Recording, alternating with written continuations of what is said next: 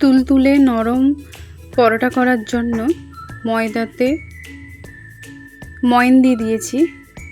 এরপর উষ্ণ গরম জল দিয়ে ভালো করে ময়দাটাকে মেখে নেব।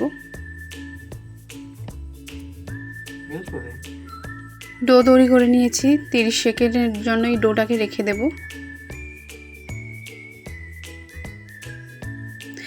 এরপর একটা আলুর দম করার জন্য কিছু ইনগ্রেডিয়েন্টস সাজিয়ে নিয়েছি। এটাতে মেনলি আছে গরম মশলা ফোড়ন, তেজপাতা, চিনি, কারি পাতা, ধনে জিরে গুঁড়ো, লঙ্কা, হলুদ আর ঝিরঝির করে কেটে রাখা গাজর।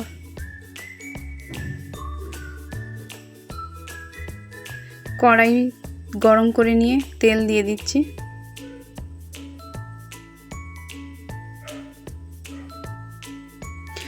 লঙ্কার ফোড়ন দিলাম,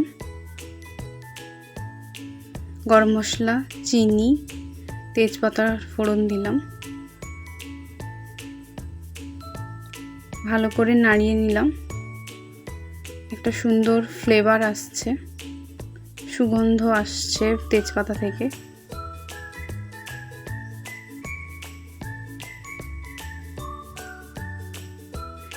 এবার কড়াইতে আদা রসুন টমেটোর পেস্ট দিয়ে দিলাম।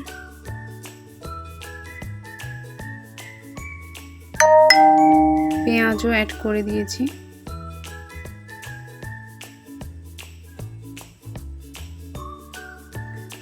মশলাটা কষিয়ে এলে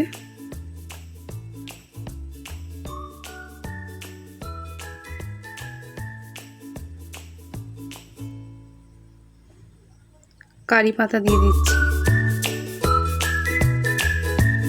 সেদ্ধ করা আলু আর গাজর দিয়ে দিলাম। ঝিরিঝিরি করে কাটা গাজরগুলো দিয়ে দিলাম। ভালো করে কষিয়ে নেব। এবার সানরাইজের কাশ্মীরি লঙ্কার গুঁড়ো দিচ্ছি, একটা সুন্দর কালার আসবে।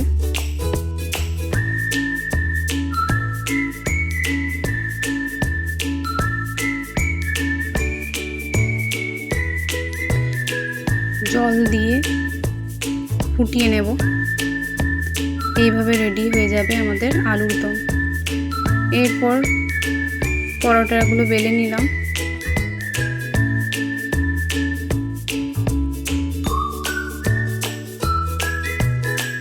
কড়াই তেল গরম করে পরোটাটা ভেজে নিচ্ছি।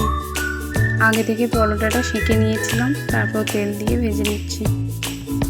এইভাবেই তৈরি আমাদের সুস্বাদু পরোটা।